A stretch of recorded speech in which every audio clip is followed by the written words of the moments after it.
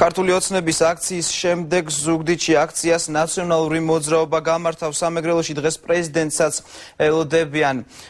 მმართველი გუნდის აქცია იმავე მოედანზე გაიმართება, სადაც გუშინ ქართული ოცნების მხარდამჭერები შეიკრიბნენ. ნაციონალური მოძრაობის აქტივისტები დილიდან დადიან ზუგდიდის ქუჩებში და ხალხს როლანდ ახალაიას მხარდამჭერ აქციაზე ეპატიჟებიან. ზუგდიდში დილიდან მობილიზებულია 500-მდე ავტობუსი და მიკროავტობუსი. მწყობრების თქმით, მათთვის თანხა არავის გადაუხდია და მხოლოდ საწვავი ჩაუსხეს. ნაციონალური მოძრაობის შეკრება ზუგდიდში დღის მეორე ნახევარშია დაგეგმილი.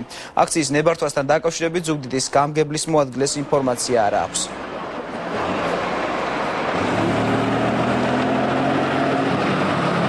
არაფერი არ ვიცი. გითხე სადიო წამოვედი რომ. რამდენი გადაგიხადეს რამე თქვენ? არა.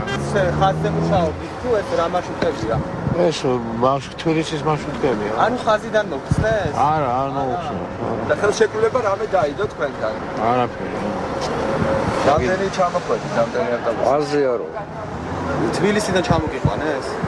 ჩამოგიყვანეს როგორ? ჩვენ თვითონ ჩამოვედით და. და რასთან დაკავშირებით რა? ბაზარ. ვინდა გიქირავთ აზესიცი?